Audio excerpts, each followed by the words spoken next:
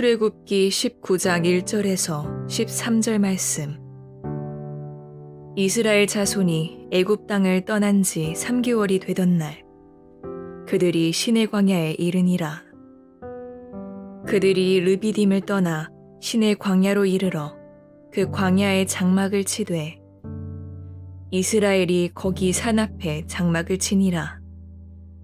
모세가 하나님 앞에 올라가니 여호와께서 산에서 그를 불러 말씀하시되 너는 이같이 야곱의 집에 말하고 이스라엘 자손들에게 말하라. 내가 애굽 사람에게 어떻게 행하였음과 내가 어떻게 독수리 날개로 너희를 업어 내게로 인도하였음을 너희가 보았느니라. 세계가 다 내게 속하였나니 너희가 내 말을 잘 듣고 내 언약을 지키면 너희는 모든 민족 중에서 내 소유가 되겠고 너희가 내게 대하여 제사장 나라가 되며 거룩한 백성이 되리라. 너는 이 말을 이스라엘 자손에게 전할지니라. 모세가 내려와서 백성의 장로들을 불러 여호와께서 자기에게 명령하신 그 모든 말씀을 그들 앞에 진술하니 백성이 일제히 응답하여 이르되 여호와께서 명령하신 대로 우리가 다 행하리이다. 모세가 백성의 말을 여호와께 전하매 여호와께서 모세에게 이르시되 내가 빽빽한 구름 가운데서 내게 임함은 내가 너와 말하는 것을 백성들이 듣게 하며 또한 너를 영영히 믿게 하려 함이니라.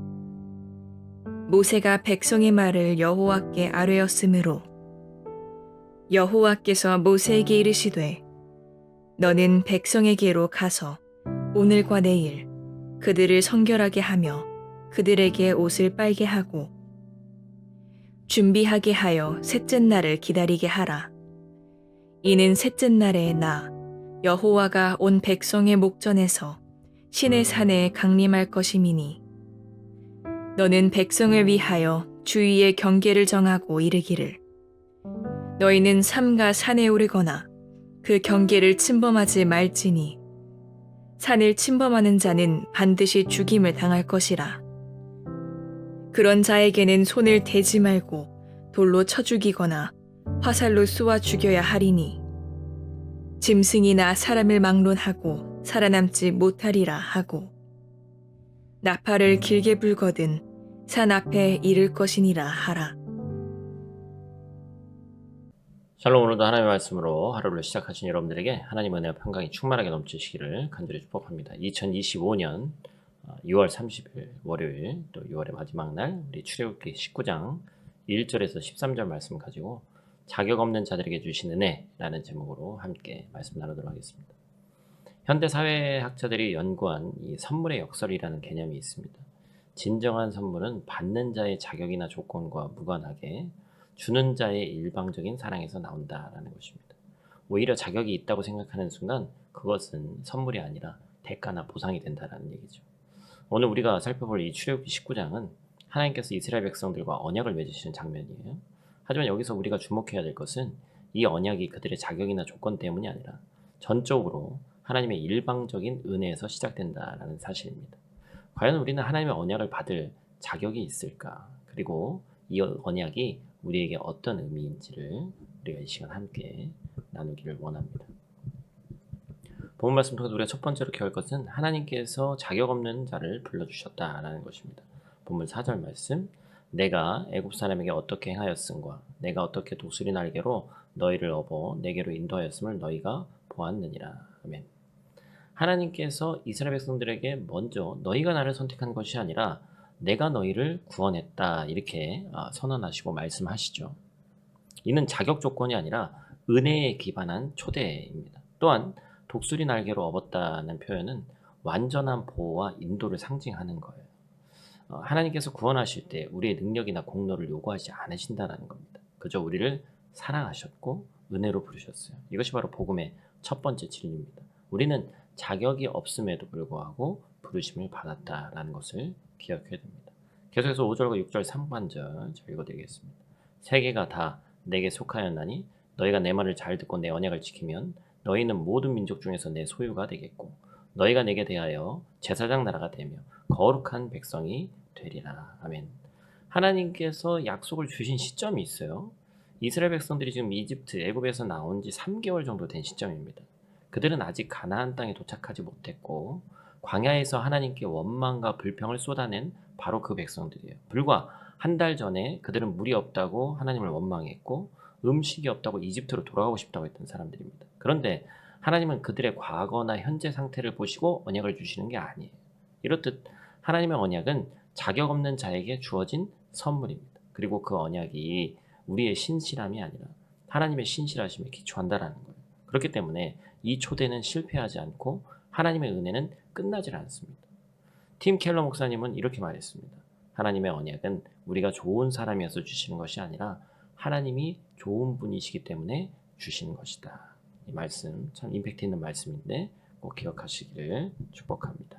본문 말씀 통해서 우리가 두 번째로 기억할 것은 거룩하신 하나님 앞에 서기 위해서는 준비가 필요하다라는 것입니다. 하나님은 은혜가 있는데 그 은혜가 우리를 일방적인 어떤 방종으로 이끄는 것이 아니죠. 10절과 11절 말씀 여호와께서 모세에게 이르시되 너는 백성에게로 가서 오늘과 내일 그들을 성결하게 하며 그들에게 옷을 빨게 하고 준비하게 하여 셋째 날을 기다리게 하라. 이는 셋째 날에 나 여호와가 온 백성의 목전에서 시내 산에 강림할 것임이니. 하나님의 은혜로 언약 백성이 된 이스라엘에게 하나님께서 요구하는 것은 거룩함이었습니다. 하지만 이 거룩함의 요구가 언약의 조건이 아니라는 점을 또 주목해 봐야 됩니다. 하나님께서 우리가 자격 조건이 되지 않음에도 불구하고 그들을 당신의 백성으로 선택하셨고 그 기초 위에서 거룩한 삶을 살라고 하시는 것이죠. 그래서 너희는 내게 대하여 뭐가 되라고 했어요? 아까 6절 상반절에 제사장 나라가 되게 하고 거룩한 백성이 되게 하겠다 이렇게 말씀하시는 것이죠. 그래서 하나님이 단순히 백성들을 구원하신 것으로 끝내는 것이 아니라 그들을 제사장 나라로 만드시고 거룩한 백성으로 하나님이 세우시겠다고 말씀하신 거예요. 여기서 중요한 것은 이 명칭이 아직 이루어질 자격이 갖춰지지도 않은 그 현실에 대해서 그냥 선언한 것입니다.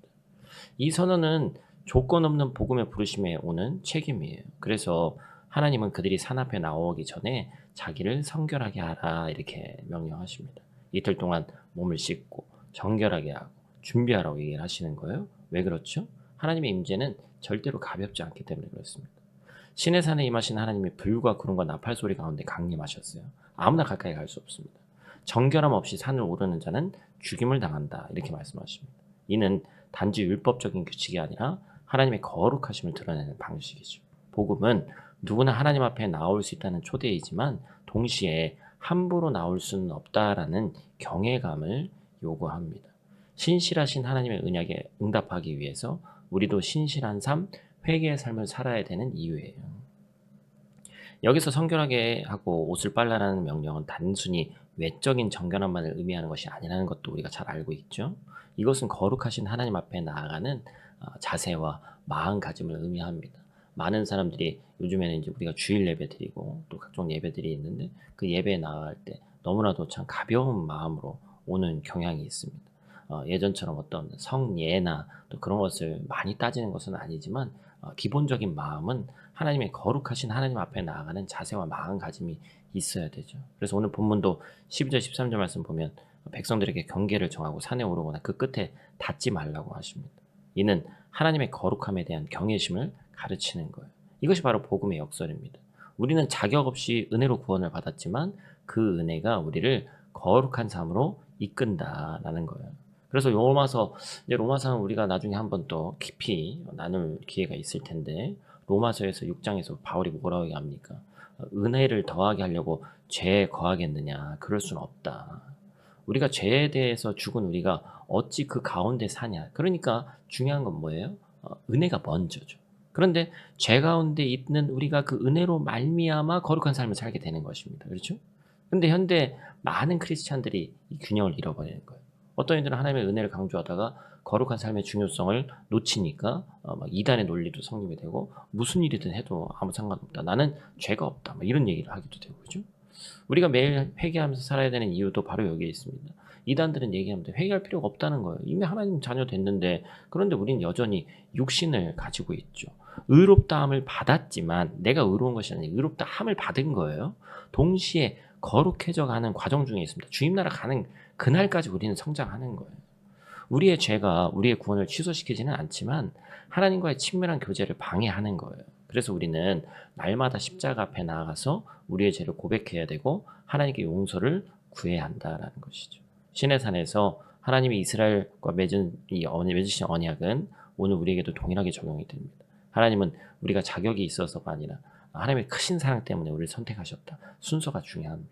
예수 그리스도의 십자가는 이 사랑의 궁극적인 표현이다. 하지만 이 은혜가 우리를 나태하게 만들어서는 안 된다라는 것이죠. 오히려 이 놀라운 은혜야말로 우리가 거룩한 삶을 살아갈 가장 강력한 동기가 되어야 한다라는 것입니다. 우리는 율법을 지켜서 구원받는 것이 아니라 구원받았기 때문에 하나님을 기쁘시게 하는 삶을 살아가는 것이죠.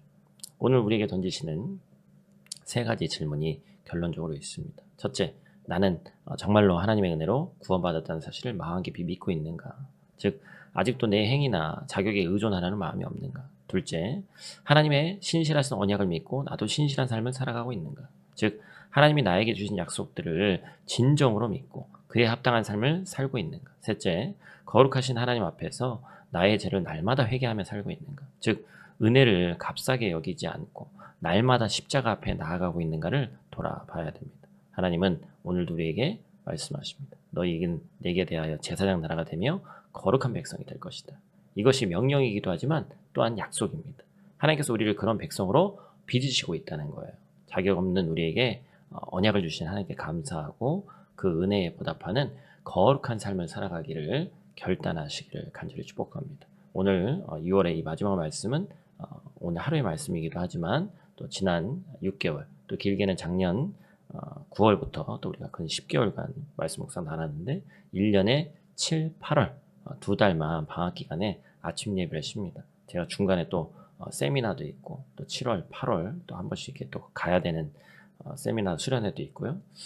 우리 교회 또 수련회도 있고 여러 가지 또 빠질 수 있는 일들이 많기 때문에 이 기간은 여러분들 각자 묵상할 수 있는 그런 시간이 되기를 바라고 유튜브에 꿈미 또 주만나 제가 이제 사이트 알려드릴 텐데 그날에 뭐 제가 하는 게 제일 좋습니다만 또 우리 오륜교회 목사님들이 나누는 또 말씀도 있습니다. 그래서 이번에 또 큐티가 좀 늦게 왔는데 제가 7월달 바로 오는 대로 집마다든지 제가 다 전달해 드리도록 하겠습니다. 그리고 한국에 가시는 분들은 또 한국에 가셔서도 말씀 묵상을 놓지 않는 여러분들 되시기를 간절히 축복합니다. 우리 각자의 자리에서 이 시간 기도하고 우리가 9월 초에 다시 만날 그날까지 개인 묵상을 열심히 하시기를 간절히 축복합니다.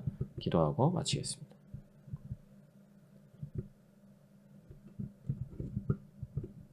사랑과 은혜가 풍성하신 아버지 하나님, 이 아침 저희를 말씀 앞에 또 불러주시니 감사합니다. 우리는 자격이 없지만 그럼에도 불구하고 독수리 날개로 없듯이 우리를 인도해 주시고 하나님의 언약 백성 삼아주신 그 은혜를 찬양합니다. 주님, 우리가 아직 연약하고 불평할 때에도 먼저 손을 내밀어 주시고 거룩한 나라, 제사장 나라 백성이 되게 하신 주의 일방적인 사랑을 오늘 다시 붙들며 나아갈 수 있도록 하나님 도와주시옵소서. 우리의 힘과 능력과 공로가 아니라 오직 주님의 신실함으로 이 자리에 서 있는 줄 믿사오니 우리 인생을 주님께서 끌고 가 주시옵소서.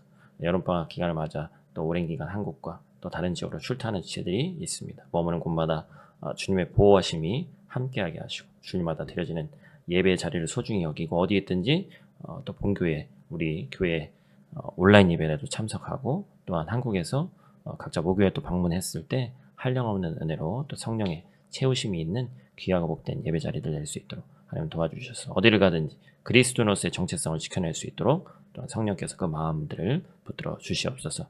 무더운 여름입니다. 올 여름은 또 체코도 또 한국도 그 어느 때보다 계속해서 매년 더워지고 있는데 우리 모든 성도들의 건강을 주님께서 지켜주시고 특별히 어린아이들과 또 노년의 어르신들 그리고 야외에서 일하는 이들에게 하나님의 또 날마다 새 힘을 더해 주셔서 지치지 않게 하시고 건강을 지켜 주시옵소서. 오늘 하루도 은혜 안에 머물게 하시고 또 2달간 긴 여름방학이 있는데 그 기간에도 더욱더 생명의 말씀으로 날마다 성장하는 귀하고 복된 저희들 될 수 있도록 하나님 도와주시옵소서. 예수님 귀하신 이름으로 기도드립니다. 아멘.